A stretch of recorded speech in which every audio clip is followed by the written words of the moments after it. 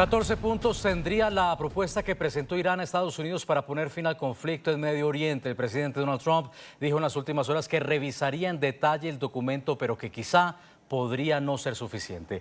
Los guardianes de la revolución iraníes desafiaron este domingo a Washington a elegir entre una operación militar imposible o un mal acuerdo con Teherán. Irán presentó a través de Pakistán un documento a Estados Unidos con 14 puntos donde pediría el cese definitivo de las hostilidades y el retiro de las fuerzas estadounidenses de la región, según la agencia iraní Tasnim.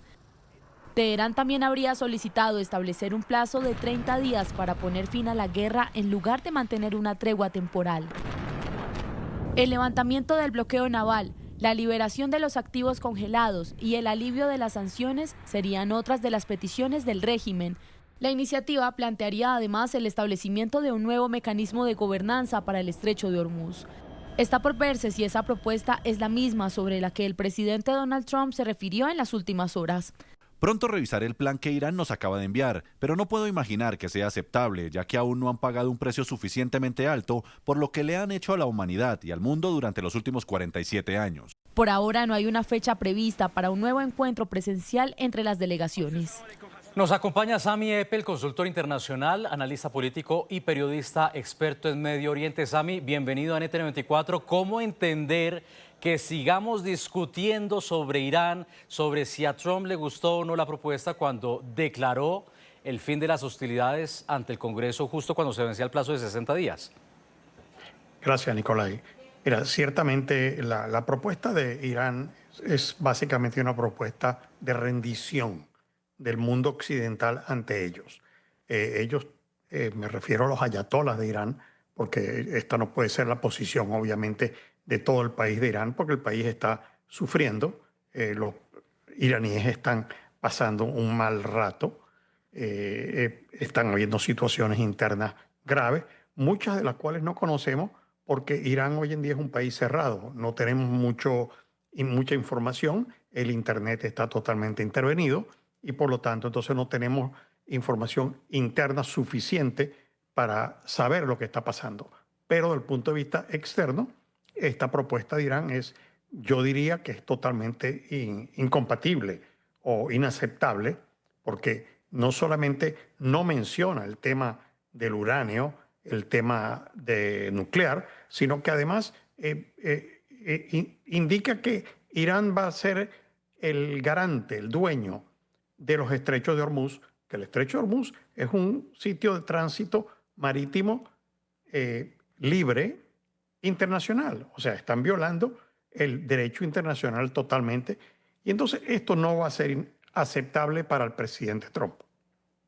Sí, Sami, si esto no cumple las condiciones necesarias, la preocupación internacional de que ese programa nuclear no represente una amenaza para Occidente, después de tantos años que el régimen le ha tomado el pelo al mundo, ¿podría Donald Trump entonces retomar los ataques al régimen iraní, aun cuando ya declaró el fin de las hostilidades ante el Congreso? ¿Se vería forzado a acudir al legislativo o cuenta como un borrón y cuenta nueva para otros 60 días distintos? Sí, el secretario de Guerra, Pete Hegseth, ya dijo en su momento de que las hostilidades habían terminado. O sea, entonces al no haber hostilidades, supuestamente el tiempo ya se cumplió y ahorita sería un nuevo tiempo de hostilidades en caso de reanudarse esta.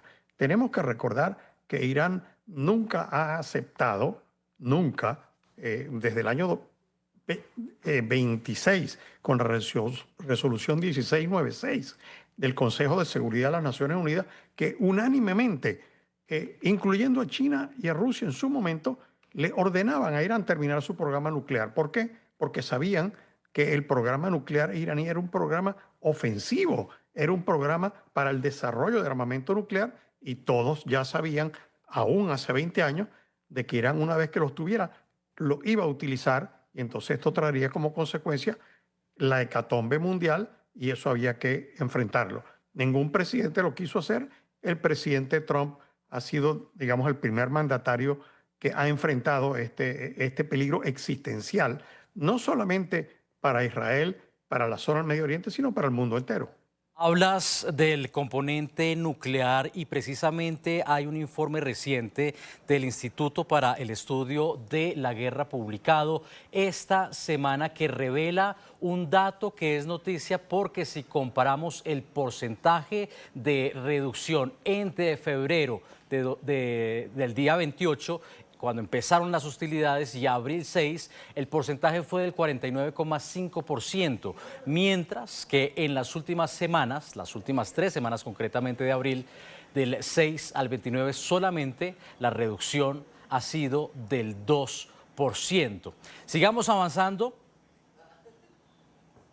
porque hay que preguntarse entonces en qué se basa esta nueva entrega del Instituto para el Estudio de la Guerra.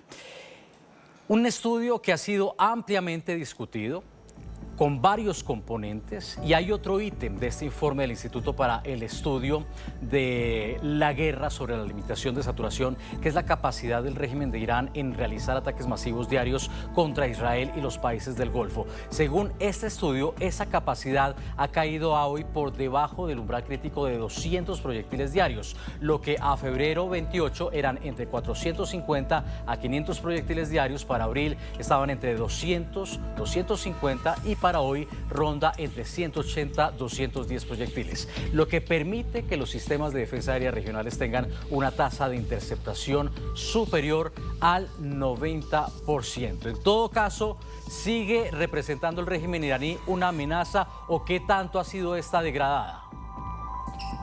Mira, obviamente ha habido una degradación de la capacidad militar iraní, pero esto no quiere decir que, bueno, que en vez de que me vayan a matar 400 veces, ahora me van a matar 100 veces solamente. Eso no es una comparación, digamos, válida para un país limítrofe con Irán. Me refiero a Kuwait, a Qatar, a Arabia Saudita, a los Emiratos e Israel también, que está en la zona. Entonces, esto, recordemos que el que recibió mayor cantidad de misiles y de drones fue Emiratos Árabes, recibió 2.800 impactos durante estos 2 meses de guerra. Entonces, esto, digamos que se le ha reducido su capacidad, pero no se ha terminado su capacidad. No sabemos tampoco qué ha ocurrido en estas 3 semanas de cese al fuego, si Irán ha estado rearmándose. Obviamente que sí, ellos tenían su capacidad de fabricación de este tipo de artefactos. No solamente me refiero a los drones y a los cohetes. Recordemos también que ellos ya enviaron 2 cohetes a la isla Diego García, que está a 4.000 kilómetros de distancia, lo que equivale a ser a la distancia de Irán a Europa. Y eso fue un mensaje a Europa, decirle, mire, ahora tenemos misiles que le pueden llegar a ustedes también, y además estamos desarrollando armamento nuclear. Entonces, obviamente, Irán es un problema terrible para la humanidad.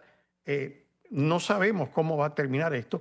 Nadie quiere una guerra, pero obviamente al presidente Trump se le están, como dice, achicando las posibilidades o declara hostilidades nuevamente, basado en el hecho de que Irán no quiere aceptar ningún tipo de negociación constructiva, o declara victoria y se retira, que también es una posibilidad.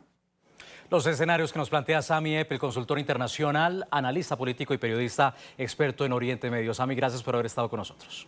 Gracias, Nicolai. Un abrazo, siempre a la orden. Un abrazo. Y mientras tanto, el precio del petróleo vuelve a dispararse. El conflicto entre Estados Unidos e Irán y el bloqueo en el estrecho de Hormuz están sacudiendo los mercados y amenazan con impactar directamente el costo de vida en todo el mundo. El Brent alcanzó esta semana su nivel más alto en 4 años ante la preocupación por la situación en Oriente Medio.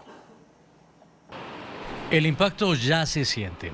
Los precios del crudo superan los $120 por barril, su nivel más alto en 4 años, impulsados por el temor a una caída en el suministro global.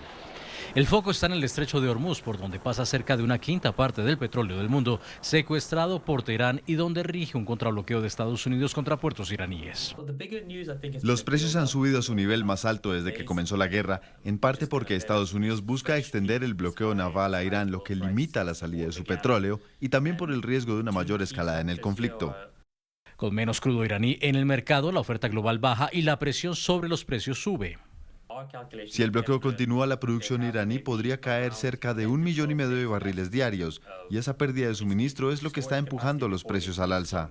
El efecto no tarda en llegar a los consumidores. Tanquear es más caro y el transporte, por ende, también. Pero el impacto va más allá. El bloqueo afecta gas, fertilizantes y cadenas de suministro, lo que termina reflejándose en alimentos más costosos. No es solo el petróleo, también el gas y otros productos están bloqueados. Esto afecta a todo, desde el transporte hasta la producción de alimentos, por lo que el costo de vida va a subir. Los mercados siguen atentos a cada movimiento. Una escalada mayor o el cierre prolongado de Hormuz podría agravar la crisis. Mientras tanto, para el régimen iraní el mayor riesgo es económico. Sin exportaciones de crudo, su principal fuente de ingresos queda comprometida en una crisis que ya traspasa los campos de batalla y golpea directamente el bolsillo global.